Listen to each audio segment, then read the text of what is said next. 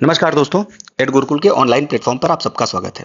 देखिए, हमारे सृजन प्रोग्राम का आज 19वां दिन है, ठीक है? और सृजन प्रोग्राम के माध्यम से हम आपको 60 प्रश्नों के द्वारा भूगोल के पूरे टॉपिक को करा रहे हैं। और ये जो प्रश्न हैं वो यूपी पीसीएस में उसके ऑप्शनल के विभिन्न परीक्षाओं में, जो कि 1992 से लेकर 2022 तक यूपी पीसीएस के ऑप्शनल में लिए गए थे, उनमें जितने भी प्रश्न आए हैं उनको समावेशित करके करीब 110 प्रश्नों की एक श्रृंखला बनाई गई है, जिसमें 60 प्रश्न आपके उन 110 में से 60 प्रश्न निकाल के इस तरीके से बनाए गए हैं ताकि आपके पूरे ज्योग्राफी के सिलेबस को 60 प्रश्नों के माध्यम से पूरा किया जा सके, एक भी बिना यूनिट छोड़े। ठीक है, तो उसी क्रम में आज हमारा 19वां दिन है। हमारे 19वें दिन का प्रश्न है, थ्रॉन्टवेट की जलवायु वर्गीकरण योजना कोपन की जलवायु योजना से किस प्रकार से भिन्न है, उदाहरण सहित समझाइए। देखिए, कल जो हमने अप्रोच पढ़ा था, कल जो हमने मॉडल पढ़ा था, वो कोपन का था। जलवायु वर्गीकरण करने वाले पहले जो विद्वान थे, पहले तो कोपन नहीं थे, लेकिन जो मान्य तौर पर है, जिसको ज्यादा प्रसिद्धि मिली है, उनमें कोपन का नाम आता है। लेकिन उसके बाद, ठीक है, थ्रॉन्टवेट ने भी अपना जलवायु वर्गीकरण प्रस्तुत किया था, और उनके अलावा टेवार्था ने भी अपने जलवायु वर्गीकरण को प्रस्तुत किया था। इन तीनों के जलवायु वर्गीकरण को उचित स्थान दिया गया है भूगोल में। लेकिन जनरली जो एग्जाम में पूछा गया है, सबसे ज्यादा कोपन पूछा गया है, उसके बाद थ्रॉन्टवेट पूछा गया, और उसके बाद जो है इन दोनों में सिमिलैरिटीज और डिफरेंसेस पूछे गए हैं। तो हमने कोपन कल की क्लास में हमने पढ़ लिया था कि कोपन ने क्यों दिया था, क्या आधार थे, क्या बेसिस थे, और उसका आउटकम क्या निकला, ठीक है, और डिस्ट्रीब्यूशन क्या क्या था। अब हम कोपेन और थ्रॉन्टवेट की जो दोनों जो मॉडल्स थे, उनमें डिफरेंसेस क्या क्या है ये देखेंगे। ठीक है, तो ये हमारा प्रश्न हो गया। प्रश्न में अगर हम पार्ट देखने की बात करें, थ्रॉन्टवेट की जलवायु वर्गीकरण योजना कोपन की योजना से किस प्रकार से भिन्न है, उदाहरण सहित समझाइए। ठीक है, अब हम आगे चलते हैं। हम अपने प्रोग्राम में क्या आपको बताते हैं कि जो इंट्रोडक्शन होता है उसकी फ्रेमिंग कैसे होती है, कि आपके प्रश्न का सारा भाग लगभग इंट्रोडक्शन में समाहित हो जाए। ठीक है, एक प्रियम्बल की तरह होता है इंट्रोडक्शन, ताकि पढ़ने वाले को यह पता चल जाए कि आगे उत्तर में आने वाला क्या है। इसको हम 20% हिस्सा देंगे। ठीक है, आपका जो बॉडी पार्ट है उसको हम 60% हिस्सा देंगे, और कंक्लूजन को फिर से 20% हिस्सा देंगे। और यही हमारे आंसर राइटिंग का फॉर्मेट होना चाहिए। जो एक आइडियल आंसर राइटिंग का फॉर्मेट होता है, यही होना चाहिए। अब हम इंट्रोडक्शन पे चलते हैं। कोपेन जलवायु वर्गीकरण यानी कोपेन क्लाइमेटिक क्लासिफिकेशन मुख्यतः तापमान यानी टेम्परेचर, वर्षा प्रेसिपिटेशन, तथा प्राकृतिक वनस्पति यानी नेचुरल वेजिटेशन पर आधारित एक प्रायोगिक यानी एम्पेरिकल वर्गीकरण है। जबकि CW थ्रॉन्टवेट ने जल संतुलन, वाटर बैलेंस, समावित वाष्पोत्सर्जन यानी पोटेंशियल इवेपोट्रांसपिरेशन, तथा आर्द्रता सूचकांक मॉइस्चर इंडेक्स पर आधारित अनुवांशिकी और मात्रात्मक वर्गीकरण प्रस्तुत किया है, यानी कि जेनेटिक और क्वांटिटेटिव वर्गीकरण प्रस्तुत किया है।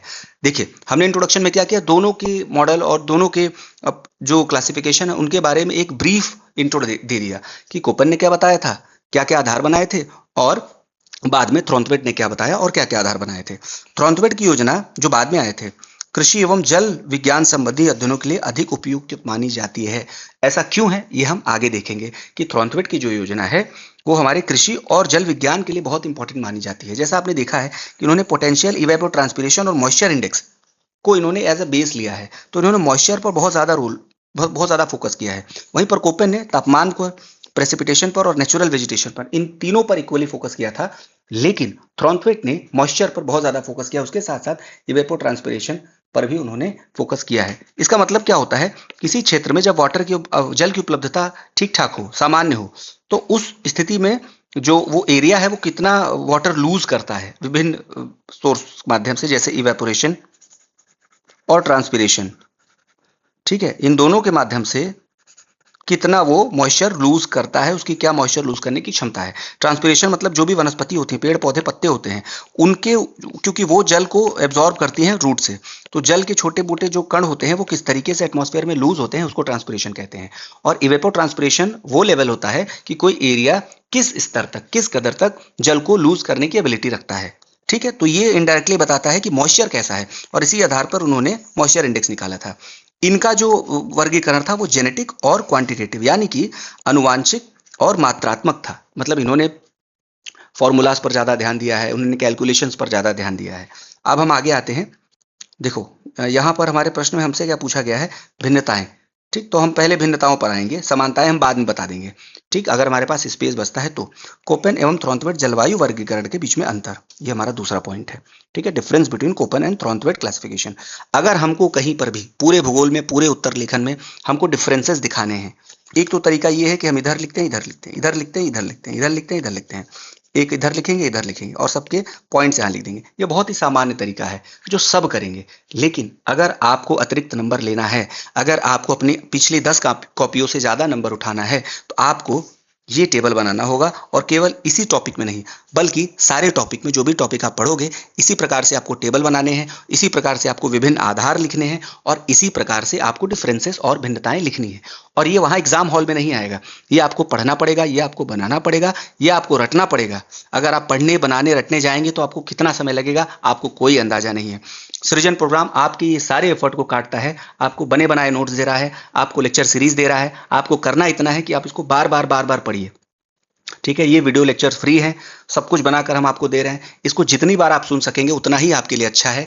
जो जीआईसी मेंस देने वाले हैं छात्र, जिनकी तैयारी हो गई है, नहीं हुई है, वो जितने भी लेक्चर्स अपलोड हो रहे हैं उसको एक बार, दो बार, तीन बार एकदम लूप में लगा के सुनिए।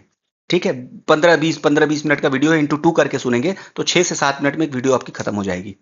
तो ये इंपॉर्टेंस है इस प्रोग्राम का, और निश्चित रूप से आपको लाभ मिलेगा। आप जीडीसी दो, जीआईसी दो। ठीक है, तो ये आधार मैं ये बता रहा हूँ, डिफरेंसेस आपको इस तरीके से लिखने हैं। एक आधार होगा, फिर कोपन होगा, फिर थ्रॉन्थवेट होगा। ठीक, आधार में सबसे पहला क्या होता है, वर्गीकरण का आधार। ये दोनों किस तरीके से वर्गीकृत किए हैं, क्लासिफाइड किस तरीके से दोनों ने अपने मॉडल्स को किया है, यानी बेसिस ऑफ क्लासिफिकेशन। कोपन ने क्या किया था, इन्होंने तापमान, वर्षण और प्राकृतिक वनस्पति पर आधारित था। इनका जो क्लासिफिकेशन था, इन्होंने किस पे फोकस किया, तापमान पर, वर्षा पर और प्राकृतिक वनस्पति पर फोकस किया था। लेकिन थ्रॉन्थवेट ने अपना आधार क्या बनाया था, समावित वाष्पोत्सर्जन यानी पोटेंशियल इवेपोट्रांसपिरेशन, जो हमने बताया आपको, जल संतुलन यानी वाटर बैलेंस, और आर्द्रता सूचक यानी मॉइस्चर इंडेक्स पर आधारित इनकी संकल्पना थी। तो आप देख सकते हो, इन्होंने थोड़ा होलिस्टिक बनाने की कोशिश की। इन्होंने मॉइस्चर और जल पर बहुत विशेष फोकस किया है। ठीक है, क्लासिफिकेशन, क्लाइमेट को दर्शाने के लिए इन्होंने जल और मॉइस्चर पर विशेष फोकस किया है। दूसरा पॉइंट हमारा वर्गीकरण का स्वरूप, यानी नेचर ऑफ क्लासिफिकेशन। ठीक है, कि उनका क्लासिफिकेशन था कैसा एक्चुअली। इनका जो एम्पेरिकल था और डिस्क्रिप्टिव था, यानी कि जो कोपेन थे उनका जो क्लासिफिकेशन था वो प्रायोगिक था, अनुभव पर आधारित था। ठीक है, और डिस्क्रिप्टिव था, बहुत कैलकुलेशंस नहीं थे, ये थ्योरी पर आधारित थी। ठीक है, उन्होंने बहुत कैलकुलेशंस नहीं किए थे। लेकिन अगर हम थ्रॉन्थवेट की बात करें तो इनका जो क्लासिफिकेशन था वो जेनेटिक था। ठीक है, अनुवांशिक था और कार्यात्मक, फंक्शनल था, और ये प्रैक्टिकल था। ठीक है, इनमें कैलकुलेशंस थे, इनमें मॉडल थे, इनमें फॉर्मूला था। ये एम्पेरिकल तो था ही, अनुभव तो था ही, लेकिन उसके साथ साथ ये फॉर्मूला बेस्ड था, ये कैलकुलेटेड था, ये डिराइव्ड था। ठीक, तो ये थोड़ा सा प्रैक्टिकल क्लासिफिकेशन थ्रॉन्थवेट का था। आगे आते हैं हम तीसरा पॉइंट, वनस्पति की भूमिका। ठीक है, दोनों ने क्या वनस्पति को रोल दिया है, प्राकृतिक वनस्पति को जलवायु का महत्वपूर्ण सूचक माना है। किसने, कोपन ने। वहीं पर थ्रॉन्थवेट ने क्या किया है, वनस्पति को उन्होंने प्रमुखता नहीं दी। हालांकि वनस्पति की चर्चा की थी और उन्होंने इनडायरेक्टली वनस्पति का इंपॉर्टेंस बताया है पोटेंशियल इवेपोट्रांसपिरेशन के माध्यम से। ये क्योंकि जो ट्रांसपिरेशन होता है वो वनस्पतियों से ही होता है, लेकिन प्रत्यक्ष रूप से इन्होंने वनस्पति को उतना इंपॉर्टेंस नहीं दिया था। किसने, थ्रॉन्थवेट ने। आर्द्रता पर अधिक बल दिया था। बस ये पॉइंट आप याद रखिएगा थ्रॉन्थवेट में, कि उन्होंने आर्द्रता के विभिन्न आयामों पर बहुत ज्यादा बल दिया था। चौथा पॉइंट है वाष्पोत्सर्जन का विचार, कंसिडरेशन ऑफ इवेपोट्रांसपिरेशन। वाष्पोत्सर्जन को वर्गीकरण में शामिल ही नहीं किया था। किसने, कोपेन ने, क्योंकि इस समय तक इसका विचार ही नहीं था। ये बेचारे तो अपना ये तापमान, प्राकृतिक वनस्पति और वर्षा लेकर खुश थे। ये नया कॉन्सेप्ट लेकर आए थे भाई साहब ये। इन्होंने ही संभावित वाष्पोत्सर्जन यानी पोटेंशियल इवेपोट्रांसपिरेशन को प्रमुख जलवायुवीय पैरामीटर के रूप में सम्मिलित किया था। तो ये पोटेंशियल इवेपोट्रांसपिरेशन जो है, ये कॉन्सेप्ट थ्रॉन्थवेट लेकर आए थे। पांचवा हमारा पॉइंट ये है कि आर्द्रता व्यवस्था का वर्गीकरण, यानी क्लासिफिकेशन ऑफ मॉइस्चर रिजीम। ठीक है, इन्होंने क्या कहा कि इन्होंने जो क्लासिफिकेशन, बेसिकली जो क्लासिफिकेशन किया था वो कैसे थे। ठीक है, वो एरियाज कैसे थे, इसका मतलब ये होता है क्लासिफिकेशन ऑफ मॉइस्चर रिजीम, ये एरियाज कैसे थे। तो जो थ्रॉन्थवेट, जो कोपेन ने अपना एरिया बताया था, वो केवल बहुत ही, मतलब बहुत ज्यादा वो वैरायटी वाला नहीं था। उसमें बेसिकली जो मेन थे, एक तो आर्द्र एरिया था जिसको हम ह्यूमिड कहते हैं, और दूसरा शुष्क या ड्राई एरिया था। ठीक है, बहुत ही व्यापक नहीं था। लेकिन अगर हम इनकी बात करें, थ्रॉन्थवेट की बात करें, इन्होंने आर्द्रता सूचकांक के आधार पर वर्गीकरण बहुत ही ज्यादा वैरायटी वाला दिया। ठीक है, इन्होंने अति आर्द्र ए दिया, आर्द्र के रूप में बी दिया, उप आर्द्र सी दिया, शुष्क उप आर्द्र C1 दिया, अर्ध शुष्क डी दिया और शुष्क ई दिया। तो इन्होंने 5 कैटेगरीज में मॉइस्चर के आधार पर एरियाज को बांटा था। आप यहाँ देख सकते हो, इंग्लिश मीडियम वाले आप थोड़ा यहाँ देख लीजिए। ए जो है अति आर्द्र यानी एक्सट्रीम ह्यूमिड, बी जो था थ्रॉन्थवेट के हिसाब से आर्द्र था यानी ह्यूमिड था, सी जो था वो थ्रॉन्थवेट के हिसाब से मॉइस्ट सब ह्यूमिड था, C1 की बात करें तो ये ड्राई सब ह्यूमिड था, डी की बात करें तो सेमी एरिड था और ई की बात करें तो एरिड था। तो ये 5 आधार जो है, ये 6 आधार, सी को दो पार्ट में इन्होंने बांटा था, किसने? थ्रॉन्थवेट ने। ठीक है, तो ये 6 पार्ट पर थ्रॉन्थवेट ने जो एरियाज हैं क्लाइमेटिक क्लासिफिकेशन, इन 6 रीजन्स में, इनको क्लाइमेटिक रेजाइम्स कहते हैं, इन 6 रेजिम्स में बांटा था। ठीक है, जिसमें सी के 2 भाग होते हैं। ठीक, देखो ए की बात करें जहां पर एक्सट्रीम ह्यूमिड होता है, इसमें आर्द्रता आधिक्य होता है, मॉइस्चर सरप्लस। बी जो ह्यूमिड होता है उसमें क्या होता है? आर्द्रता पर्याप्त होता है, मतलब मॉइस्चर आपका एडिक्वेट होता है। जो C2 रीजन होता है उसमें आर्द्रता में थोड़ी कमी आनी शुरू हो जाती है क्योंकि मॉइस्ट सब ह्यूमिड होता है। C1 की बात करें तो आर्द्रता में ज्यादा कमी हो जाती है, यहाँ पर मॉइस्चर डिफिशिट कहाँ से शुरू होता है? C1 से शुरू होता है। डी की बात करें तो आर्द्रता अधिक की कमी अधिक हो जाती है, मतलब C1 से तो शुरू होता है लेकिन डी में आर्द्रता की कमी अधिक हो जाती है। और ई की बात करें तो आर्द्रता सबसे ज्यादा कम कहाँ पर होती है? मॉइस्चर सबसे ज्यादा कम होती है जहां पर शुष्क वातावरण होगा, जहां पर शुष्क क्लाइमेट होगा, वो कहाँ होता है? ई पे होता है। ठीक है, हमने डिफरेंसेस पढ़ लिए, अब हम चलते हैं थोड़ा सा सिमिलैरिटीज भी पढ़ लेते हैं, यानी समानताएं पढ़ते हैं कि दोनों की थ्योरीज में समानताएं क्या थी। दोनों का उद्देश्य विश्व की जलवायु वर्गीकरण मापनीय जलवायु तत्वों के आधार पर करना है। मतलब दोनों का ये था कि भाई हमको दुनिया के जो जलवायु वर्गीकरण है, कौन कौन से क्लाइमेट कहाँ कहाँ पाए जाते हैं, उनको क्लासिफाई करना है। दोनों ही तापमान, टेम्परेचर और प्रेसिपिटेशन को जलवायु निर्धारण में महत्वपूर्ण मानते हैं। इन दोनों ने टेम्परेचर और प्रेसिपिटेशन को इंपॉर्टेंस माना है। कोपेन ने इसको डायरेक्ट लिया है और थ्रॉन्थवेट ने इनडायरेक्टली इसका इस्तेमाल किया है। हालांकि उन्होंने अपनी थ्योरी में टेम्परेचर और प्रेसिपिटेशन को डायरेक्ट स्थान नहीं दिया है, लेकिन जो और उन्होंने बेसिस लिए हैं वो इन्हीं से बने हैं। ठीक है, पोटेंशियल इवेपोट्रांसपिरेशन हो गया, मॉइस्चर इंडेक्स हो गया, वो इन्हीं से बने हैं। दोनों का व्यापक रूप से जलवायु विज्ञान, क्लाइमेटोलॉजी, कृषि, एग्रीकल्चर तथा पर्यावरणीय अध्ययन यानी इन्वायरमेंटल स्टडीज में उपयोग होता है। तो ये हमने 3 सिमिलैरिटीज यानी समानताएं पढ़ लिए हैं। अब हम आते हैं अपने कंक्लूजन पार्ट पर। देखिए, इस प्रश्न में 2 तरीके के कंक्लूजन हमने तैयार किए हैं और आप दोनों कंक्लूजन देख सकते हैं। एक मैं पढ़ दे रहा हूं आपके लिए। इसमें कंक्लूजन ये है कि कोपेन का वर्गीकरण सरल, वस्तुनिष्ठ, ऑब्जेक्टिव, सिंपल तथा वैश्विक स्तर पर लागू होने योग्य है। क्योंकि बहुत ही सिंपल था, क्योंकि जेनेटिक बेस्ड था ना, ये एम्पेरिकल था, तो ये अनुभव आधारित था, तो ये वैश्विक स्तर पर लागू होने योग्य थे। परंतु यह वाटर बैलेंस और वाष्पोत्सर्जन की उपेक्षा करता है, जो कि बहुत इंपॉर्टेंट फैक्टर है क्लाइमेटिक क्लासिफिकेशन में। आप इवेपोरेशन और इवेपोट्रांसपिरेशन को ओवरलुक नहीं कर सकते हो कभी भी आप ग्लोबल लेवल पर क्लाइमेटिक एरियाज को बांटने जाओगे। और इस कमी को पूरा किया था थ्रॉन्थवेट ने। थ्रॉन्थवेट का वर्गीकरण वैज्ञानिक दृष्टि से अधिक व्यापक था, क्योंकि ये वर्गीकरण प्रैक्टिकल था, इसमें कैलकुलेशंस थे, इसमें प्रैक्टिकलिटी थी, तथा जलवायु संसाधन क्लाइमेटिक रिसोर्स अंतःक्रिया के लिए अधिक उपयुक्त है। किंतु यह गणितीय रूप से जटिल तथा अधिक जलवायु आंकड़ों की आवश्यकता वाला है, जैसा मैंने बताया आपको, क्योंकि बहुत ही जटिल और कैलकुलेटिव था, इसमें कैलकुलेशंस बहुत थे, मॉडल फार्मूला थे। दूसरा भी आप लोग एक बार कंक्लूजन देख लीजिए। कोपेन एवं थॉर्नवेट दोनों ने जलवायु प्रदेशीकरण में महत्वपूर्ण योगदान दिया। बहुत सिंपल सा है। कोपेन आज भी वैश्विक जलवायु मानचित्रण का मानक है, बिल्कुल ठीक है। आज भी हम क्वेश्चन पूछते हैं नेट में कि कोपेन के अनुसार जो है गंगा रीजन का क्या क्लासिफिकेशन होगा, जो ट्रॉपिकल सवाना है उसका क्या क्लासिफिकेशन होगा, ठीक है, जो आपका मेडिटेरेनियन क्लाइमेट है उसका क्या क्लासिफिकेशन होगा। जबकि थॉर्नवेट का जल संतुलन पर बल, जलवायु परिवर्तन, सूक्ष्म मूल्यांकन और सतत जल संसाधन प्रबंधन में अधिक प्रशासनिक है। देखो, कोपेन की बात करें तो ये कोर ज्योग्राफी में ज्यादा बिलीव करते हैं, इनके जो कॉन्सेप्ट्स हैं वो कोर ज्योग्राफी में ज्यादा यूज किए जाते हैं।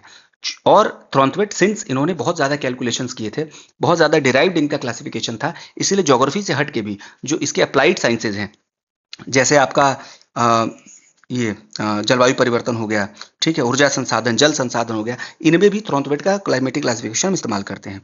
आधुनिक जीआईएस, रिमोट सेंसिंग तथा पोटेंशियल इवेपोट्रांसपिरेशन आधारित जलवायु मॉडल द्वारा जलवायु वर्गीकरण को अधिक सटीक और उपयोगी बनाया जा रहा है। मतलब इनका इस्तेमाल करके आज हम क्लाइमेटिक क्लासिफिकेशन को और सूक्ष्म और सटीक बना रहे हैं। ठीक है, जो आप देखते हैं ना वेदर रिपोर्ट कि भारत के इस हिस्से में आज बारिश होने वाली है, भारत के इस हिस्से में, तो ये क्लाइमेटिक क्लासिफिकेशन का ही एक एग्जांपल है।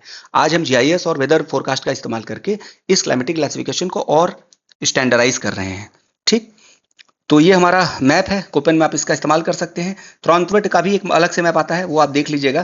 बाकी मैं प्रयास करूंगा कि मैप और डायग्राम की एक अलग से आपको वीडियो बनाकर दे दूं। जितने भी डायग्राम्स आएंगे उनकी वीडियो आपको दे दी जाए, ठीक है। तो ये हमारा 19वें दिन का था। कल एक और प्रश्न बचा हुआ है, फ्रंट मुझे लग रहा है जेट स्ट्रीम है क्या, तो एक और एक क्वेश्चन है हमारा। क्लाइमेटोलॉजी कल समाप्त हो जाएगा। उसके बाद 2 दिन शायद वीडियो ना आए क्योंकि कुछ कमिटमेंट है, उसके बाद मैं कंटिन्यू करूंगा। तो ये हमारा सेकेंड लास्ट लेक्चर था और कोपेन थ्रॉटमेट पूरा हो गया है और कल हमारा क्लाइमेटोलॉजी खत्म हो जाएगा, ठीक है। तो अच्छा, दूसरी चीज ये है कि टेलीग्राम ग्रुप आप ज्वाइन कर सकते हैं। इस जो वीडियो है उसके कमेंट बॉक्स में टेलीग्राम का ग्रुप है, वहां पर हमारा चैट बॉक्स है। टेलीग्राम ग्रुप में जाके चैट बॉक्स को ज्वाइन कर लीजिएगा। आपको किसी प्रकार की समस्या होगी, GDC mains, GIC mains, answer writing, content, GS, उत्तर लेखन, कुछ भी, इवन आपका सेंटर अगर प्रयागराज है, आपको कोई समस्या है यहाँ पर, तो निश्चित रूप से आप उस चैट बॉक्स में लिखिएगा और प्रयास करूंगा जितनी जानकारी है मेरी सीमित उसमें आपकी मदद करने की। बाकी कोई सुझाव हो, कोई सजेशन हो, आप कमेंट बॉक्स में लिखिएगा। लिखते रहिए, चमकते रहिए। धन्यवाद। जय हिंद।